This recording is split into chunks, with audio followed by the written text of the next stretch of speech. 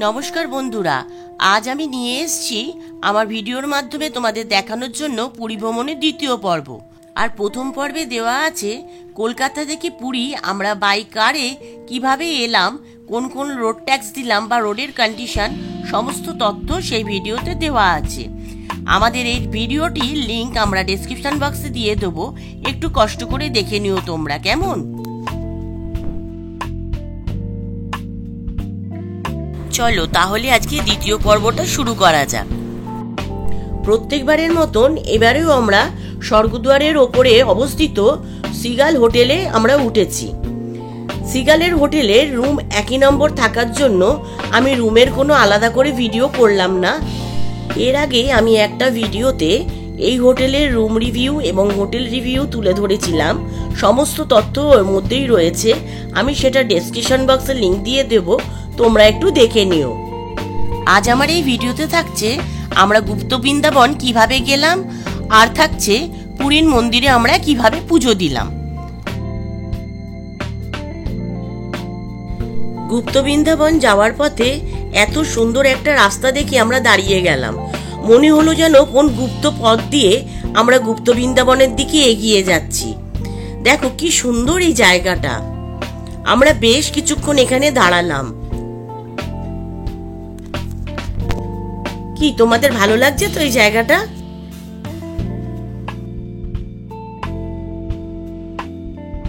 এখানে অনেক দেবদেবীর মন্দির আছে। এত রোদ্দুর, এত গরম ছিল, সেই জন্য আমরা শুধু গুপ্ত বৃন্দাবনটাই দেখেছি। এখানে নিজেদের গাড়ি নিয়ে আসলে পার্কিং এর কোনো অসুবিধা হবে না। 50 টাকার বিনিময়ে এখানে গাড়ি রাখা যাবে। এই গুপ্ত বৃন্দাবন আসলে এর নাম হচ্ছে গৌর বিহারী আশ্রম। এখানে শ্রী চৈতন্য দেব সাধনা করেছিলেন। লোকের মুখে ছড়াতে ছড়াতে এটার নাম হয়ে যায় গুপ্ত বৃন্দাবন।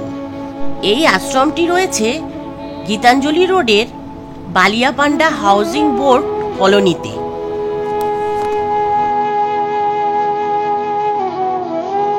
আমরা জানি বৃন্দাবন হচ্ছে শ্রীকৃষ্ণের লীলাক্ষেত্র, আর এই পুরীধাম হচ্ছে শ্রী চৈতন্য দেবের প্রেমক্ষেত্র।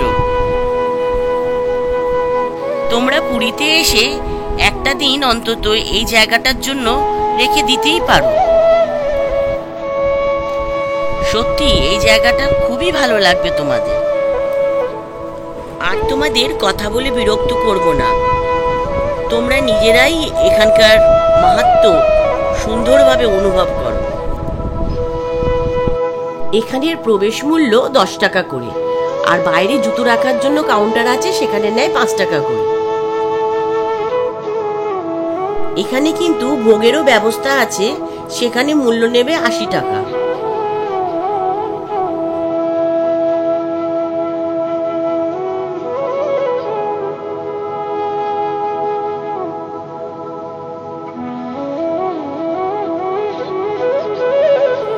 এখানে শ্রী চৈতন্য দেব শ্রীকৃষ্ণের সান্নিধ্য লাভ করেছিলেন। এখানে সুন্দর সুন্দর মূর্তির দ্বারা নানা রকম পৌরাণিক কথা ফুটিয়ে তুলেছে।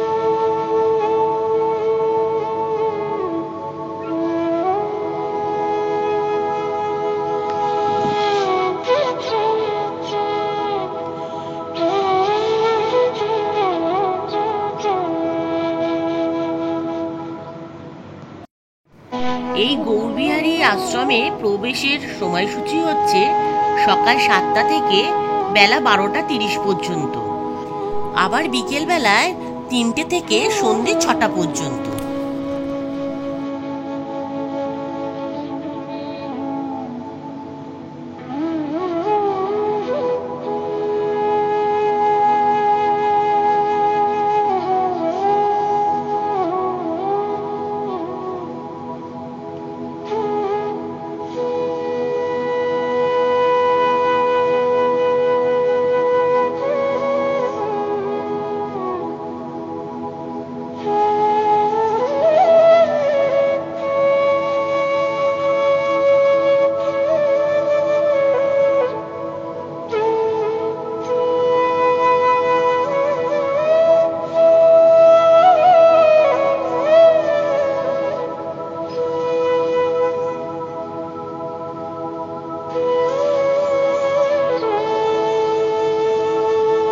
বন্ধুরা, কেমন লাগলো এই গুপ্ত বৃন্দাবন? আমার তো খুবই ভালো লেগেছিল। তাহলে কি পুরীতে এসে একদিন কি এখানে দেওয়া যেতেই পারে?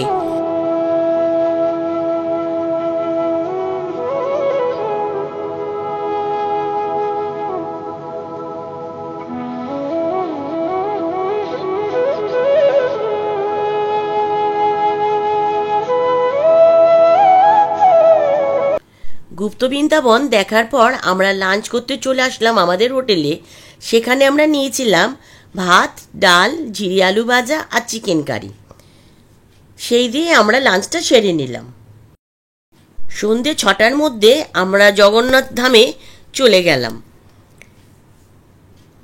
এই মন্দিরে প্রবেশ করার সময় কোনো লেদারের জিনিস বা কোনো জ্বালানি জিনিস কিন্তু নিয়ে যাওয়া যাবে না সাথে করে, সব কিন্তু কাউন্টারে জমা করতে হবে। এখানে প্রাইভেট কাউন্টারও আছে, বাইরে পয়সা দিয়ে সেখানে রাখতে হয়। আর যদি বিনামূল্যে রাখতে চাও, ভেতরে আছে সরকারি দপ্তর, সেইখানে তোমরা বিনামূল্যে যেমন ঘড়ি, বেল্ট, তারপরে লাইটার আর রাখতে পারবে জুতো, সম্পূর্ণ বিনামূল্যে। একটি টোকেন তারা দিয়ে দেবে, সেই টোকেনটা কিন্তু যত্ন সহকারে রাখতে হবে।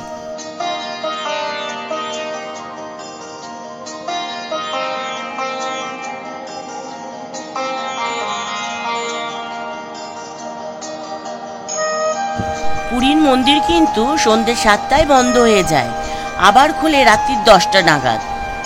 তোমরা সেই বুঝে কিন্তু আসবে। আমরা সেই জন্য সন্ধ্যে 6টার মধ্যে পুরীর মন্দিরে চলে এসেছিলাম। সেখানে খুব সুন্দরভাবে আমরা জগন্নাথ দর্শন করেছি এবং তার নাম সংকীর্তনও শুনেছি এবং তার সাথে আরতিও আমরা দেখেছি, কোনো পান্ডা ছাড়াই কিন্তু।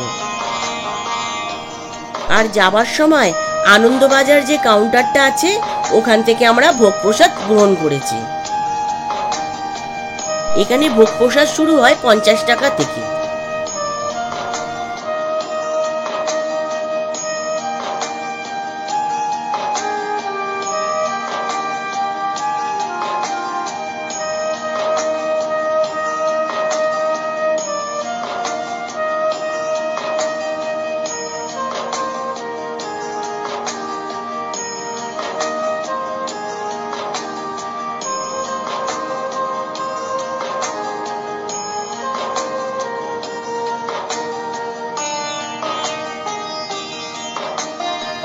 চলো সবাই মিলে বলো, জয় জগন্নাথ, জয় জগন্নাথ, জয় জগন্নাথ।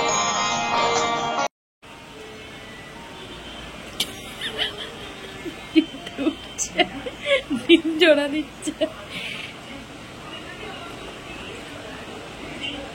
রাতে আমরা খেলাম বিরিয়ানি, স্পেশাল বিরিয়ানি।